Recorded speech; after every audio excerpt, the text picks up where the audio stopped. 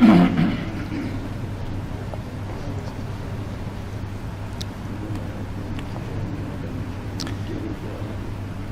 لله رب العالمين، والصلاة والسلام على خير خلق الله محمد وعلى آله وأصحابه الكرام وتابعيهم بإحسان إلى يوم الدين. ربنا أرنا الحق حقا وارزقنا اتباعه، وأرنا الباطل باطلا وارزقنا اجتنابه. ربنا آتنا في الدنيا حسنة وفي الآخرة حسنة وقنا عذاب النار. سرثا وتارك من بدصل ولا سبي غمري خواه صلى الله عليه وسلم دسبي أكين وألين. اللهم صل على سيدنا محمد وعلى آله وصحبه وسلم. اللهم صل على سيدنا محمد وعلى آله وصحبه وسلم. اللهم صل على سيدنا محمد وعلى آله وصحبه وسلم. اللهم صل على حبيبنا محمد وعلى آله وصحبه وسلم. اللهم صل على حبيبنا محمد وعلى آله وصحبه وسلم. اللهم صل على حبيبنا محمد وعلى آله وصحبه وسلم. اللهم صل على شفيعنا محمد وعلى آله وصحبه وسلم. اللهم صل على شفيعنا محمد وعلى آله وصحبه وسلم. اللهم صل على شفيعنا محمد وعلى آله وصحبه وسلم. اللهم صل على شفيعنا وشفيع ذنوبنا وطبيب قلوبنا ونور أبصارنا محمد وعلى آله وصحبه وسلم تسليما كثيرا أبدا إلى يوم الدين. برزان وخوشوستانم فرمایشتێکی پێغەمبەریان صلى الله عليه وسلم دڵمان زۆر خۆشەکات کە ئەفەرمێ: إن لله عتقاء في كل يوم وليلة، يعني في رمضان. خوا جل جلاله همو شەوێک و هەموو ڕۆژێکی ڕەمەضان کۆمەڵی خەڵک ئازادەکات، ڕزگاریان ئەبێت لە ئاگری دۆزەخ. ئەوانە پێیان ئەوتێ عتقای ڕەحمان، ڕزگار بۆکانی خوای گیان. ئیمامی ئەبوبەکر ڕەزا و ڕەحمەتی خوای لێبێ بەرجەستەترین نمونەیە لەوانەی کە ڕزگار بووە لە ئاگر ڕۆژە پێغەمبەری خوا صلی الله عليه وسلم ڕووی کردە ئیمامی ئەبوبەکر و پێی فەرموو: أنت عتيق من النار، أنت عتيق الله من النار. أي ئەبوبەکر تۆ یەکێکی لەو ڕزگار بوانەی کە خوا ڕزگاری کردووی لە ئاگر. ئەگەر سەیری سیرەتی ئیمامی ئەبوبەکر بکەین زۆر شت تێ ئەگەین کە بۆچی ئەو یەکێکە لە عتیقەکانی خوا لە ئاگر. تەنەوع کۆمەڵی کردەوەی ئەکرد هەموو ڕۆژێک هەموو شەوێک. پێغەمبەریان صلی الله عليه وسلم پرسیارەکات کێ بەیانی کردێتەوە بە زمانی بە ڕۆژەوە؟ ئیمامی ئەبوبەکر دەست بەرزەکاتەوە ئەفەرمێ: من. کێ سەردانی نەخۆشێکی کردووە؟ دەست بەرزەکاتەوە: من. کێ لەگەڵ مردوویەکە چۆتە سەر گۆڕستان؟ من. کێ سەدەقە و خێر و خێراتێکی کردووە؟ من. کێ نوێژی زوحای کردووە؟ من. کێ زۆر شت کە ئیمامی ئەبوبەکر پێغەمبەری خوا صلی الله عليه وسلم پرسیارەکە ئەو جێبەجێ کردووە. بۆیە دەرگاکانی لێخۆشبوونی خوا و دەرگاکانی ڕزگاربوون لە ئاگر زۆر زۆرن. هەندێک لە زانایان نزیکەی 1000 دەرگایان ژماردووە کە ئینسان ڕۆژانە ئەتوانێت جێبەجێیان کا و ڕزگار بێ لە ئاگر. ابن الجوزي أفرمي، ابن الجوزي بغدادي أفرمي: فلله أقوام ما رضوا من الفضائل إلا بتحصيلها يا بتحصيل جميعها. أفرمي هندق لعبد كان خواهن رازينا بن بكم هرشي فضيلة كان خواها لسرزويهم كو أكنوا لروي علم وأنواع جوري علم زانس كو أكنوا لروي كردوا أنواع جوري كردوا كو أكنوا لروي فضيلة قورية هرشي أخلاقي برزة لخوانا إيرين روجانا. أفرمي: فإذا ضعفت أبدانهم، أجر بدنيان تواناي أمهم مشتين أبو جيبجيكا قامت، فإذا ضعفت أبدانهم عن ذلك قامت النيات نائبة. أفرمي أجر هاتو لا شيئا لا وازبو نيتواني أمهم مشتجيبجيكا كلا ناخيانا هي نيتكان جيجان وأجرنوا نيتكان همو أوانيان وبركنوا. نیەت زۆر گرنگە بەڕێزەکانم. زۆر کات عولەما پێش خەڵکی تر ئەدەنەوە بەهۆی نیەتیانەوە. نیەت هێنان زۆر گەورەیە. نوێژەکەی پێوتێ سەڵات العولەما لە ئەسڵی بابەتەکەم تۆزێک لا ئەدەم. سەڵات العولەما ئەوەیە کە عولەما جاری وایە دوور کات نوێژەکەن بەڵام زۆر خەیریان بۆ ئەنووسرێ. ئینسان کە هاتە ناو مزگەوتەوە دەستنوێژی تازە گرتبوو ئەتوانێت دوورکات نوێژی سونەتی دەستنوێژ، دوورکات نوێژی تەحیەت المەسجد سڵاوی مزگەوت، دوورکات نوێژی مەسەڵەن پێش نوێژی نیوەڕۆ، پێش نوێژی عەسر، پێش نوێژی بەیانی، هەموو ئەمانە بە دوورکات جێبەجێکە. یەک نیەتە هێنێ، نیەتە هێنە کە نیەتمە دوورکات نوێژی دەستنوێژەگرم، دەستنوێژ ئەەکەم دوورکات نوێژی تحية المسجد ودوركان نيجي قبل صلاة الفجر مثلا هر سينيتك يعني دوركاتيش أكا خواي قورا هر ششيبو أنوس. إذا ضعفت أبدانهم قامت النيات نائبة شنق لا شلا وازبو أو أمل قوراني بيجي بجنك لك لدلي إنساني مسلمان نيتكان جيجي أقرنو أتواني بنيتكان بريكاتو. إنساني مسلمان هميشه أبي خاوني نيتك زور قورا بلا طاعات وعبداتي وخواناسية. ئەمڕۆ ئەمەیە لە خزمەتانە بەس یەکێک لەو دەرگایانە باسەکەم کە ئەبێتە سەبەبی ئەوەی ڕزگارمانەکە لە ئاگر. واللهی لە ڕۆژی قیامەتە زۆر محتاجی ئەم دەرگایە ئەبین. ئەم دەرگایە پەیوەستە بە زاناکانەوە، پەیوەستە بە عابیدەکانەوە، پەیوەستە بە هەموو ئومەتی پێغەمبەری خوا صلی الله عليه وسلم. ئەویش دەرگای گریانە لەبەر خاتری خوا لە ترسی ڕەب العالەمین. ئێمە زۆر کات مناڵەکانمان کاتێککە ئەگرین پێیان ئەڵێن مەگریە، پیاو ناگریە. پیاوەکان کاتێک کە ئەگرین یەک گریان هەیە لە پیاوەکانە کە تەواو پیاوەتی و گەورەی پیاوەکان بسلمێنێ، ئەویش گریانە لەبەر خاتیر ڕەب العالەمین. گریان زۆرن، جۆرەکانی زۆرن. ئیبن القەیم ڕەزا و ڕەحمەتی خوای لێبێ 6 جۆری گریان باسەکە. جۆرێک لە جۆرەکانی گریان ئەسڵەن گریانی درۆیە. فجاءوا أباهم عشاء يبكون براكان يوسف هاتن گریانێکی ئیصطناعیان دروست کرد، گریان لە بەردەم باوکیانە. هەندێک جار ئینسان گریان زۆر تەئسیری لێ ئەکا. جاری وە هەیە کەسێک یەت هاوارەکە ئەڵێ زوڵمم لێ کراوە ئەگرێت، تۆ سۆزت بۆی ئەجوڵێ.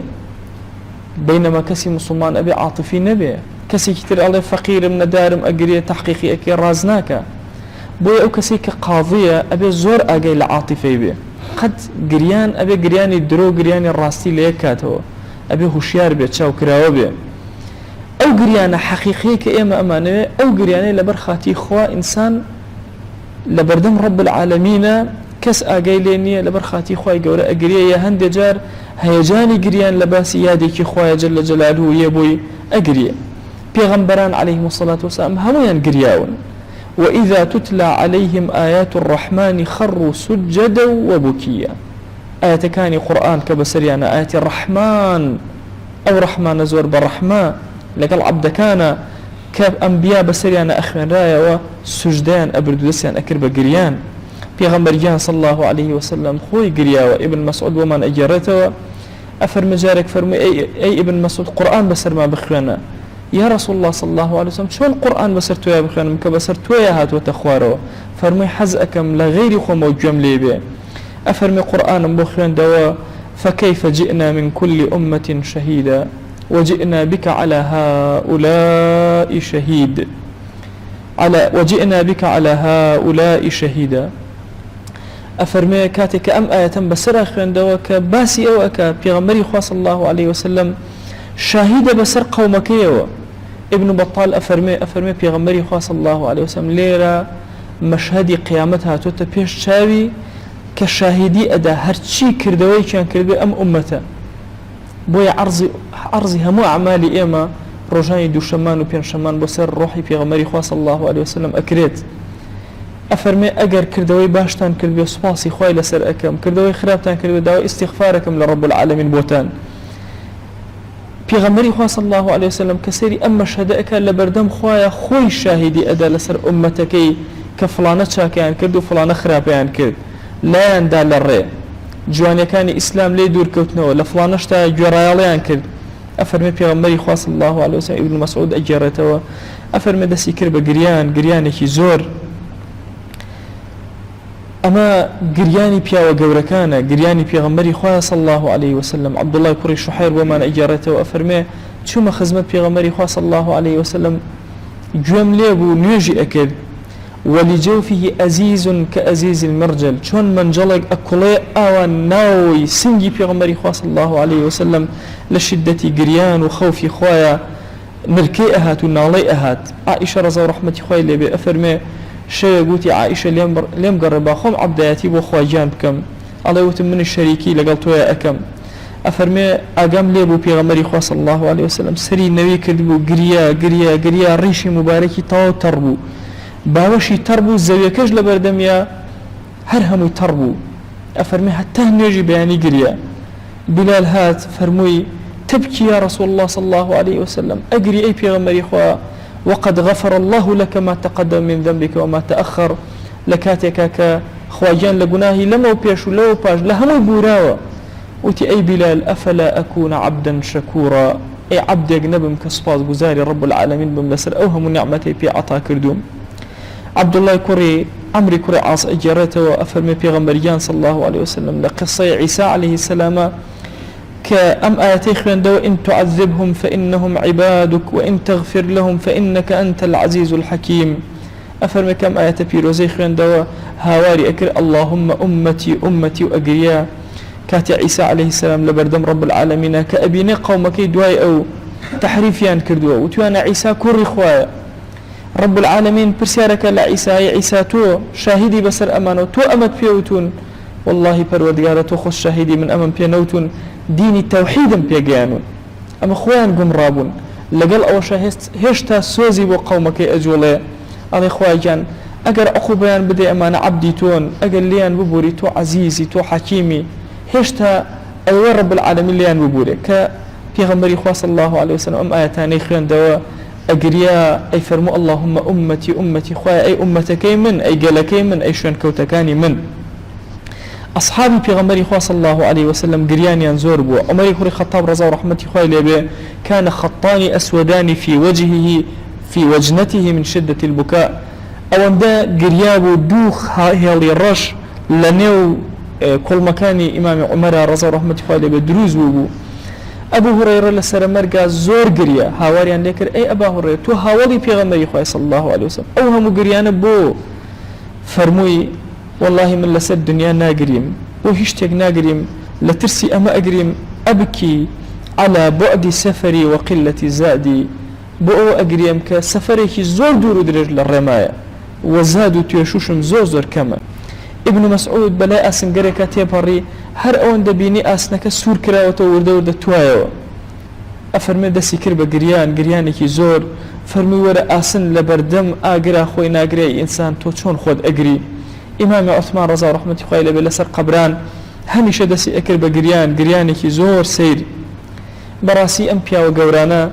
كلا خزمة حياتي أنا أوستي بالواناني ميداني جنگ الراهب زور عاقلو عابدكاني شوان لكاتك شاك أبيني أفرمت شون آفرتك بوجن فقير ندار بكس بتاقي تنها من عليك لقلايا من عليك أمرت شون أقريا بسريا أبو شواز أصحاب رسول الله صلى الله عليه وسلم أقريان بسرتا وانا كان بينما هندكيان مجدي بهشتيان بيدرابو 1400 خواهي قول فرمي لقد رضي الله عنه سبحان الله رضواني خوا هايما لأصحاب علين رضي الله عنهم وغير أصحاب جلوس رضي الله عنهم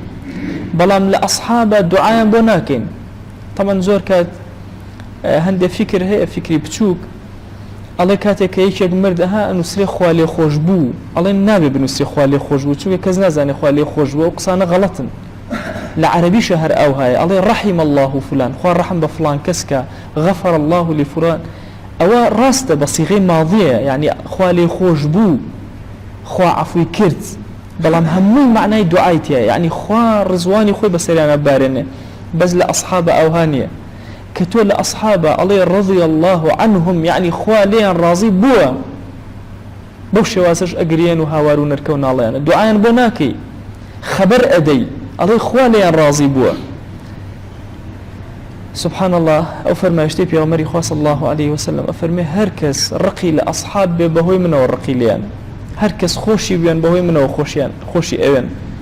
بويا أصحاب رسول الله صلى الله عليه وسلم كتو علي رضي الله عنهم يعني خواليان راضي بوا طواو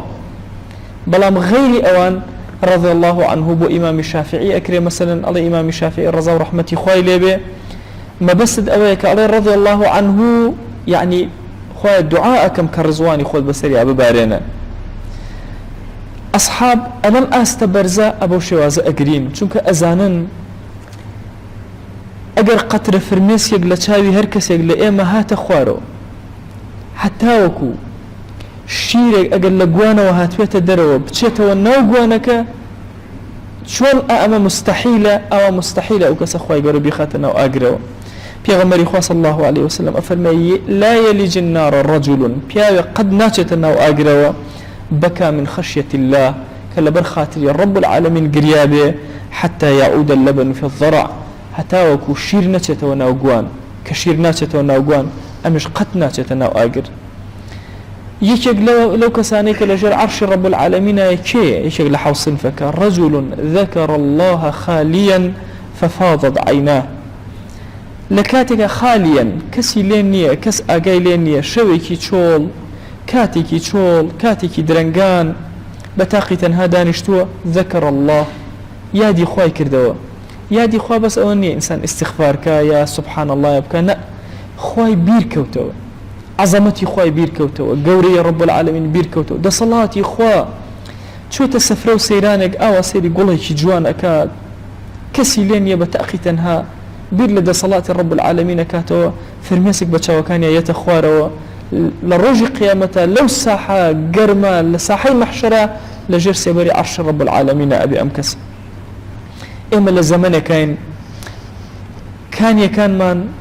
وشي كردو بير كان من بأوبوا درياي شاو من تنوكي أي بيانا يتخوارو هو كاركي دليك الرقي وكو بردك لناخ من دروز بوا بهو عصيان وتاوان وقناها وجنك هلي هنا ودلمان إتر تشاو كان فرميس قناكا علماء فرمون كي دل باق بويا تشاو كان فرميس كات كي دل جنقرتي تشاو كان الوشككا چون اما بیری چاومان چون کانیاوی چاومان جاری کتر تر بکەینەوە ئەبێ لە دڵمانەوە دەست پێ بکەین دڵمان نەرم بکەینەوە دڵ بەچی نەرمە بێتەوە سێ خاڵ لە خاڵەکان باسەکەم خاڵ زۆر زۆرە چەند خوا زیاتر بناسی ئەوەندە زیاتر دڵت خاوێنە بێتەوە نەرمە بێتەوە چەندێک قورئان زیاتر بخوێنی ئەوەنە زیاتر دڵت خاوێن ئەبێتەوە سێهم ئەبێ دڵمان بشۆین زۆر جوان دڵمان بشۆین و بۆنی خۆشی لێ بدەین چۆن دڵمان بشۆین و چۆن بۆنی خۆشی لێ بدەین ئەبێ بە دڵمانە بگەڕێن لە گوناهەکانی دڵ بەخوا جاری وایە گوناهێکی زۆر بەسیط ساڵێک دڵە وشکەکە چاود وشکەکە ئەبێ بگەڕێن بە دڵمانە گوناهەکان حقد و حەسادەت خراپەکاری لە دڵمانە گوناهە ئاشکراکان چاوەکانمان دەستەکانمان زمانمان گوێمان بگەڕێن دڵەکانمان هوشیار بین جوان جوان بشوین لە گوناهەکان یەک دوو زۆر ئاگامان لێبێ زۆر پێکەنین دڵەکان ئەمرێنێ زۆر خواردن دڵەکان ئەمرێنێ زۆر خواردنەوە دڵەکان ئەمرێنێ زۆر سیرکردن دڵەکان ئەمرێنێ زانایانی کۆن تەنانەت سەیری مباحەکانیشیان زۆر نەئەکرد بۆی دڵەکانیان نەمرێ پێویستە ئێمە دڵەکانمان لەم ژەنگانە پاکەینەوە بیشۆین و ئەبێ بۆن خۆشی کەین بە دووشت یەکەم بۆن خۆشی کەین بە بەخشین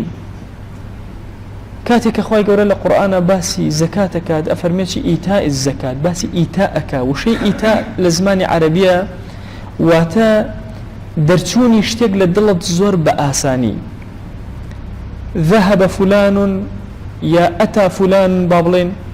فلان کەس هات بۆ ئێرە لەگەڵ جاءەیە فەرقی چییە جاءن مرجە بە سەهلی هاتوێ بەڵام ئەتا زۆر بە ئاسانی هاتوو بۆ ئێرە بۆ زۆر بە ئاسانی ئەبێ لە دڵمان بەخشندەیی ئەو پارە و سەرۆت و سامانەی هەمانە بیبەخشین لە بەرخاتی ڕەب العالەمین بە تایبەتی هەتیوان پیاوێک هاتە خزمەت پێغەمبەری خوا صلی الله عليه وسلم فەرمووی یا رسول الله دڵم زۆر ڕەقە چی بکەم فەرمووی بڕۆ ببەخشە دەست بێنە بەسەری یەتیمە دەست بێنە بەسەری هەتیوە دەستهێنان بەسەری هەتیوە دڵی ئینسان زۆر نەرمەکات بۆیە یەکێک لە ئیشەکانی ئینسانی موسڵمان بە تایبەتی لە ڕەمەضانە هەمومان لەسەر سفرەدا ئەنیشین سفرەکان هیچ کاتێک نەبوو لە وڵاتی ئێمە همو أفراد كان بدس الجمعي لسر سفرة دابنيشن للرمضان أيكي لبركات كان رمضان هموان بيك وكو أبينو لسر سفرة هندي لما لكان قوري عائلة كدانشتو هموي بدوري دانشتون بخوا هندي لما لكان أو تشاو برزكان سيري شويني قوري مالك كانوا خالية أما نبيوسيان بسوزيكي زوء قوري هي كسي إيمان دار كدز بينه بسر منالك يتيمة دلي زوء نرمى بيت دوها من لوشتاني كوا دل بون خوش أكا وايلي أكا نرمي بكا بريتيا للدعاء كردن برايانم بخوا إما يشيك للدعاء كان فراموش ما كردو دعاء بو دلي خوما ناكن دعاء بو دوروبار زوشت أكن بس دعاء ناكن خوا دلمان نرم كا دلمان باك كاتوا دلمان ساخ كاتوا بخوا لهمو كسي زياتر لهمو كردو كان زياتر بيسمان بدعاء بو دلمان علماء فرمون أهل تصوف همیشه بشتێک دڵی خۆیان زیندوو کردوتەوە ناوەکانی خوا هەر یەکەیان دلیلە بۆ شتێک وشەی یا حەی بە معنای حەیات دێت دڵ زیندوو ئەکاتەوە پێویستمان بە ذیکری یا حەی زۆرە پێویستمان بە دوعای زۆرە دوعا بکەین خۆی گەورە دڵەکان نەرم کات هادئ کاتەوە چاوەکان پڕ ئەو کاتەوە ڕۆحمان ئاسوودە بکاتەوە ئێمە لەم زەمەنە مانگی ڕەمەضانە بەرەو تەوابوون ئەڕۆی برایانم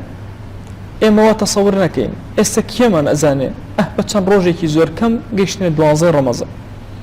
کاتێک ئەزانین تەواو بوو مانگەکە لە دەستمان دەرچوو ئەم فورسەتەی خوا لە دەستمان دەرچوو ئێمە پێویستمان بەوەیە لەم مانگا وەهامان کرد بێ کە ڕەب العالەمین بمان کاتە یەکێک لەو کەسانی کە عەتیقی خوان عەتیق الله بین وەکو ئیمامی ئەوبەکر ڕەزا و ڕەحمەتی خوای لێبێ ئەمەش بەچی ئەکرێ بەڕاستی بەوە ئەکرێ ڕەمەزان بەسەرمانە تێ نەپەڕێ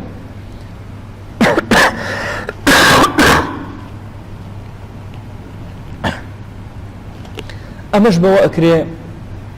ڕەمەزان بەسەرمانە تێ نەپەڕێ ئیلا بینی خۆمان و خوا دانیشت بین بە چاوی فرمێسکمان دڵمان شۆر دەبێ بە چاوی فرمێسکمان گوناهەکانمان شۆر دەبێ ئەمە دەرگایەکە بۆ هەر هەمومان کە ڕەب العالەمین ڕزگارمان کا لە ئاگر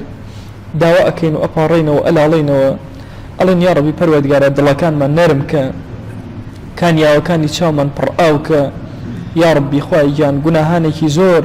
دەورەی دڵیان داوین خوای گیان خۆمان دەرەقەتی خۆمان ناین خوای گیان پەنا بۆ تۆ ئەهێنین یا ئەکرەم الئەکرەمین خوای تۆ کەس ڕەت ناکەیتەوە ئێمەش هانامان بە دەرگا و بە ماڵی تۆ هێناوە یا ڕەبی خوای گیان پەنامان بدە لە گوناهەکان یا ئەکرەم الئەکرەمین خوای دڵمان پاک کەرەوە خوای گیان دڵمان نەرم کە خوای دڵمان هادئ کەرەوە یا ڕەبی خوای گیان دڵمان پڕکە لە خۆشەویستی قورئان دڵمان پڕکە لە خۆشەویستی ئیمان خوای گیان دڵمان منەوەر کە یا ئەکرەم الئەکرەمین بەسیرەتی دڵمان زیاد کە یا ڕەب العالەمین یا ڕەبی خوای گیان بەزەی خۆت بەسەرمانە ببارێنە ئارامی بەسەر دڵمانە ببارێنە ئارامی بەسەر ماڵمانە ببارێنە ئاژە و ئاشوب لە ماڵەکانمانە مەهێڵە ئارامی بەسەر شارەکەمانە ببارێنە خوای گیان داوات لێ ئەکەین ئارامی بەسەر وڵات و نیشتیمانمانە ببارێنە ئارامی بەسەر ئومەتی پێغەمبەری خوا صلی الله علیه وسلم ببارێنە یا ڕەبی خوایە کافران بە هەموو شێوازێک هەوڵ ئەدەن ئەهلی ئیمان کسکن خوای گیان داوات لێ ئەکەین بە گەورەی خۆت بە هانامانەوە وەرە یا ڕەب العالەمین سەریان شۆڕکە یا ئەکرەم الئەکرەمین هەر فێڵ و مەکیدەیەک ئەیکەن بیخەرە و ماڵی خۆیان یا ڕەب العالەمین یا ڕەبی خوایە داوات لێ ئەکەین بناوي جوانت بصفتي برزت باسم عظمت خوای گیان برکت و رحمت و نوری خود بسرمانە ببارێنە یا ربی خوای گیان داوات لێ ئەکەین بە گەورەی خۆت خوای لە گوناهی دایک و باوکمان ببورە لە گوناهی برا و خوشەکانمان ببورە لە گوناهی خزم و کەسوکارمان ببورە لە گوناهی دراوسێکانمان ببورە لە گوناهی ڕەفیق و برادەر و خۆشەویستانمان ببورە هەر کەس زوڵمێکی لێ کردوون خوای لە گوناهی ببورە یا ربی پەروەردگارە هەر کەس لە ژیانە چاکەیەکی لەگەڵا کردوون خوای لە گوناهی ببورە یا ربی خوای داوات لێ ئەکەین هەر کەسەمان کۆمەڵی گرفت و مەشاکیلی دنیامان هەیە خوای ئێمە ئەزانین ئێرە جێگەی ئیسراحەت نییە یا رب العالمین خوای داوات لێ ئەکەین بە ناوی جوانت بە صیفەتی بەرزت بە ئیسمی عەظەمت خوای گرفتەکانمان بۆ چارەسەر کە ئەومان بێحاڵە بێماڵە ماڵداری بکە پەروەردگارە ئەومان بێ مناڵە مناڵی پێعەتاکە ئەومان بە مناڵە مناڵەکانی ساڵح کە خوای گیان داوات لێ ئەکەین ئەومان قەرزارە قەرزی سەرشانی سووکە ئەومان کەم دەرامەتە خوای گیان ڕزقی حەڵاڵی زیادکە ئەومان نەخۆشە شیفای بۆ بنێرە یا ربی خوای ئەومان نەخۆشە شیفای بۆ بنێرە خوايا أو من نخوش شفاء ببنيرة يا أكرم الأكرمين يا ربي خوايا جان نخوشانك زور داوي دعاء خيريان لكردين خوايا شفاء ببنيرة يا أكرم الأكرمين خوايا جان داواد لأكن بناوي جوانة بصفتي برزد باسم عظمة أو اندحلان من مدري محتاج حرام نبين خوايا محتاج ظالمان من مكة يا ربي خوايا جان أو اندحلان من مدري محتاج حرام من مكة يا أكرم الأكرمين خوايا لها مشتكى تير من كل حلال يا أكرم الأكرمين خوايا پنا أجرين بتو لجناهان بتشاو كردومانا پنا أجرين بتو لجناهان بدل كردومانا پنا أجرين بتو لجناهان بزمان كردومانا پنا أجرين بتو لجناهان بدس كردومانا پنا أجرين بتو لجناهان بقاش كردومانا پنا أجرين بجناهانك خوايا پنا أجرين بتو لجناهانك بجوكان من كردومانا خوايا باك من كرو لجناه كان لجناهي لو بيشمان ببورا لجناهي لمو دوامان ببورا پروردگارا داواد لأكن بزي بسرمانا ببارانا خوايا بزي خود بسرمانا ببارانا لو كاتيك الرحمن در أشي بزي بسرمانا ببارانا كبتاقي تنها لقورا بجيمان أهيالا يا ربي پروردگارا بزي بسرمانا ببارانا كزندو أكرينوا بمان يرى لو صنفاني كالجير عرشي خوتا حشر أكرين يا أكرم الأكرمين يا ربي خويا بأمتي رسول الله حساب منك بشوين كوتي أو قبول منك صلواتي إيما بديداري أو شاتك صلاوي إيما يكنا وكان من بينه بديداري أو شاتك خويا جان صلاة وسلام بديداري أو خوش ويستمان أنيرين بأندازي هناسي مخلوقاتي تو يا أكرم الأكرمين بأندازي جواني عرشي تو يا أكرم الأكرمين بأندازي جواني صفاتي تو يا أكرم الأكرمين صلاة والسلام بديداري خوش اسماء أنيرين يا ربي خويا داوال لي أكن بناوي جوانت بصفتي برزد باسم عظم الدعاء كان من لقبولك تراويح كان من لقبولك رجوة كان من لقبولك يا أكرم الأكرمين خويا رجوة كان من لقبولك يا رب العالمين خويا رجوة كان من لقبولك يا أكرم الأكرمين خويا تو خود شاهدي دوانزر رجاء ما بوتو بالرجوع ابن خويا لمن قبولك خويا دوانزر رجاء تراويح كان بوتو جيب جيئكين خويا لمن قبولك يا ربي خويا جان ختم كان من لقبولك ذكر أوراد كان من لقبولك نيج سنة كان من لقبولك خويا جان أجر هلوك مكرك من لعبادة كان من هي غافلتك من هي خويا عفو منك يا ربي خويا جان لم شكل جوان ترشق نابن عبداتي بوتوكين خويا تو خذ لمن قبولك أزانين عبداتي كان من كل شي برزبونه ويبولايتوني بلام تو أرحم الراحمين لمن قبولك يا ربي خويا جان عبداتي كان من لقبولك خويا عبداتي كان من لقبولك ما يدري بسر مانا يا أكرم الأكرمين يا ربي خويا جان قبول مانك رضا من دي خود بسر مانا ببارينا رضا من دي خود بسر مانا ببارينا پروردگارا اما لما لكيتو يكوبو ينتوا بخوا سري سجد النبي ناكن بوتو نبي بخوا ركوعنا بين لبردم تو يا نبي پروردگارا تو خود شاهدي دسي دعا برزناكن وبوتو نبي خوا ام ايمان دارانا اوانيك جوان ليمانا تشاويان ليمانا استا پروردگارا هر همو رؤكين تو بارقاكي تو دعاءكين يا ربي خويا دعاء كان من قبولك ادعوا الله وأنتم موقنون بالإجابة اللهم اغفر لنا وارحمنا